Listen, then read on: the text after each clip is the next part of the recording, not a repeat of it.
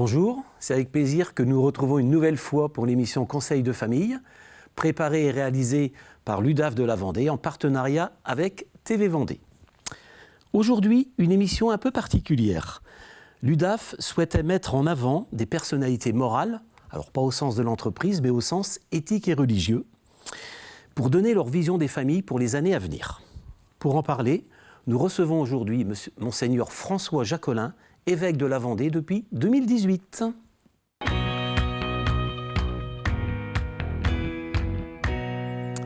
Bonjour Monseigneur. Bonjour. Merci d'avoir répondu à l'invitation de l'UDAF. Mais c'est avec plaisir, oui. Quel est le nombre de prêtres et de diacres aujourd'hui en Vendée? Prêtres, un peu moins de 200, mais dont une soixantaine de moins de 75 ans. Des diacres, il y en a une soixantaine aussi, mais j'ajoute tout de suite qu'il y a 15 séminaristes pour le diocèse actuellement en formation. D'accord. Alors, vous aviez exprimé en 2019 le projet d'une réorganisation des paroisses, des doyennés. Est-ce que vous pouvez nous en dire un peu plus? Oui, alors ça se réalise par étapes. Là, depuis un peu plus d'un an, les nouveaux doyennés, 7 doyennés. Et puis là, ont été promulguées les nouvelles paroisses, donc on passe de 59 à 29, et qui vont commencer à vivre vraiment le 1er septembre. Donc avec aussi les curés, les prêtres qui prendront ces nouvelles paroisses.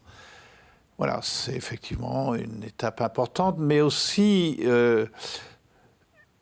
à la suite de cela, ce qui est peut-être le plus important, c'est de revoir la façon de collaborer entre prêtres, diacres, laïcs, religieux, religieuses, et en particulier pour assurer une proximité d'église partout, malgré la baisse du nombre de prêtres. Donc on va développer ce qu'on appelle des communautés de proximité, communautés ecclésiales de proximité avec des équipes de laïcs pour les animer et faire le lien avec les prêtres. D'accord. Alors vous étiez également exprimé et engagé à votre arrivée à faire la lumière sur les affaires de pédocriminalité, qui a amené un acte de repentance en 2020, une plaque mémorielle. Quelles sont les avancées depuis qui se sont réalisées pour redonner confiance aux familles, quelquefois très âgées, qui ont été traumatisées? Oui, hélas, il y a eu beaucoup de victimes en Vendée, en particulier dans les années 55-75, disons. Oui, c'est ça. Et beaucoup dans des collèges, dans des pensionnats, avec un nombre important de prêtres, prédateurs. C'est évidemment quelque chose de très douloureux, où il a fallu écouter longuement ceux qui avaient été victimes dans leur enfance. En général, des gens entre 55 et 80 ans. C'est donc l'écoute personnelle, mais aussi l'écoute du collectif. Ils sont formés en collectif pour un certain nombre d'entre eux.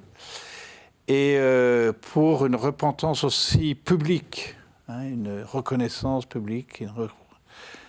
Donc, j'ai trouvé cela en arrivant. Ça a un peu explosé au moment où je suis arrivé, un mois après.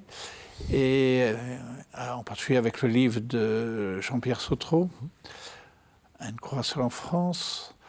Voilà. Alors aujourd'hui, on est dans la phase de réparation au niveau national. Et il y a donc une commission qui s'est mise en place pour une réparation morale, mais aussi pécuniaire, qui commence à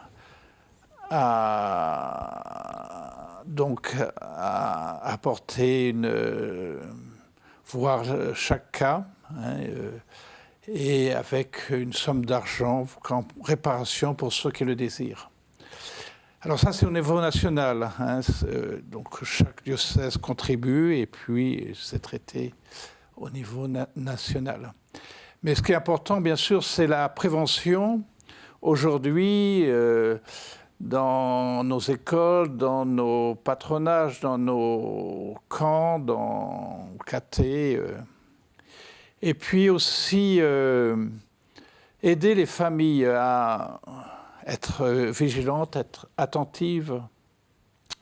Aujourd'hui, il n'y a guère plus de colonies de vacances ou de pensionnats, mais le danger, je crois, quelquefois vient du fait que des familles font confiance exclusivement à un prêtre et qu'ils introduisent beaucoup dans leur famille.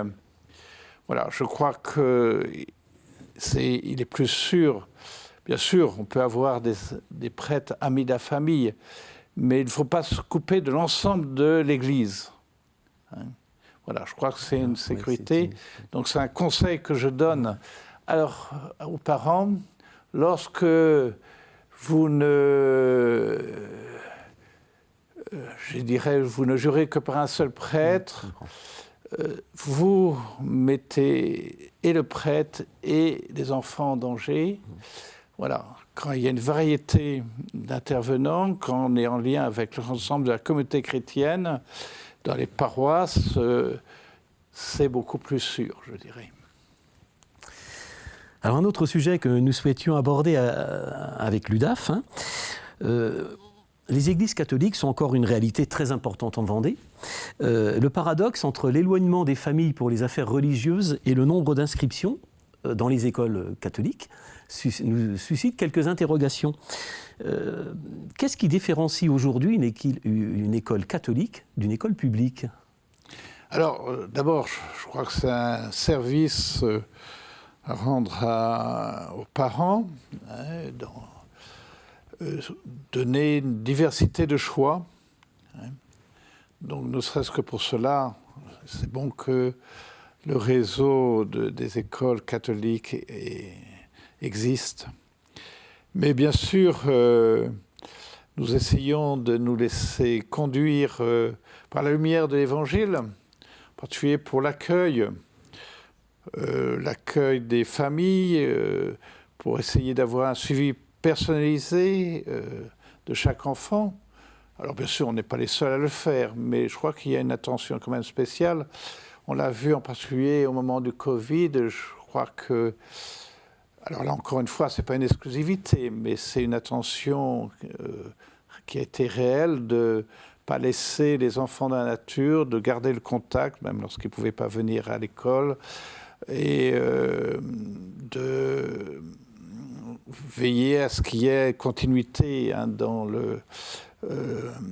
l'enseignement, avec peut-être une souplesse, une réactivité que nous permet le statut d'établissement privé.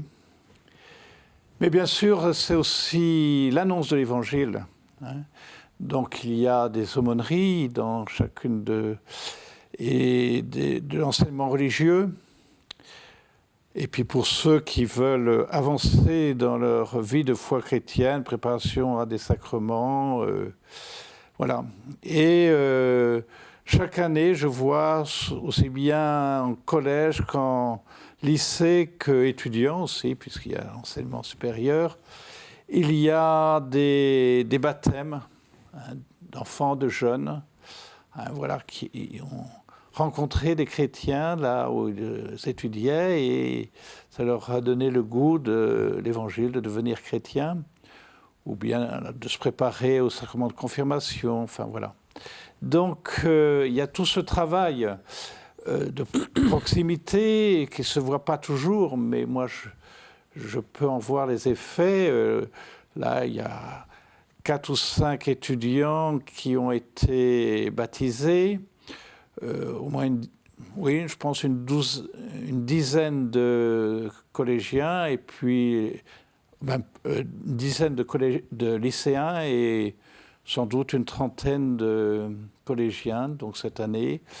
Voilà, donc effectivement, il y a un souffle, une annonce de l'Évangile au sein de nos établissements catholiques.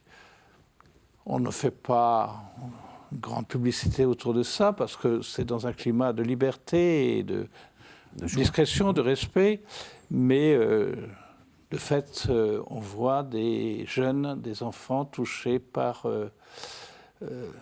alors aussi dans les paroisses, et aussi des enfants, des jeunes dans l'enseignement public, mais c'est plus difficile de les rejoindre. Donc voilà, oui, c'est une évangélisation bien réelle dans nos établissements catholiques. D'accord. Qui fait encore cette différence avec l'école publique, si on voulait. C'est-à-dire que, évidemment, c'est plus en symbiose avec l'ensemble de la démarche éducative. Oui. Alors, encore une fois, tout le monde est accueilli, quelle que soit sa religion, dans nos établissements. Et c'est d'ailleurs un des lieux, je crois, de dialogue interreligieux que nos établissements catholiques. Mais sans mettre notre drapeau. C'est pas un drapeau, évidemment, c'est l'étendard de la croix, mais dans notre poche, quoi. Donc voilà, c'est un équilibre, effectivement, qui est quelquefois délicat, mais voilà, qu'on est habité par la joie de croire, la joie d'évangile, eh bien, on essaye d'en rayonner. Très bien. Alors, une autre question aussi, on s'aperçoit que la foi, c'est vrai que beaucoup de familles, ils sont maintenant un peu étrangers. Est-ce que vous pensez que l'Église se met encore à la portée de tous ? C'est le but, et notre pape nous y pousse beaucoup, et de prendre chacun là où l'on est, mais pour l'amener à cheminer plus loin. Donc, le point délicat, c'est d'aller vers tous, d'être accueillant à tous, sans jugement a priori, et en même temps ne pas brader ce qui nous fait vivre, parce qu'il y a un risque de dissolution dans la société telle qu'elle est, avec ses bons côtés, mais aussi ses côtés assez superficiels souvent aujourd'hui, et assez matérialiste et individualiste. Donc, il faut bien connaître effectivement nos contemporains, la société dans laquelle on est. Il faut aller vers tous, mais pour voir comment aujourd'hui annoncer l'Évangile, parce que nous croyons que c'est un trésor qui peut changer des vies. Encore une fois, il y a là aussi des adultes il y a eu 25 adultes baptisés à Pâques. Là aussi, dernièrement, 25 qui avaient été baptisés petits, mais qui étaient des recommençants et qui ont été confirmés samedi dernier. Voilà. Donc, les gens, aujourd'hui, ont besoin de spiritualité forte. Ils n'ont pas dilué. Et en même temps, on a annoncé un Dieu de miséricorde et non pas un Dieu gendarme. Voilà, alors, conviction forte, annonce forte, mais sans jouer aux gendarmes. Merci beaucoup, Monseigneur, d'avoir répondu à mes questions. Ça passe tellement vite, j'avais plein de questions à vous poser, on savait que ça serait trop court. Encore une fois, merci beaucoup. Quant à nous, nous nous retrouverons pour une prochaine émission de Conseil de famille. Si vous souhaitez revoir celle-ci comme les précédentes, en replay sur TV Vendée ou sur les sites de l'UDAF de la Vendée ou de TV Vendée. À bientôt.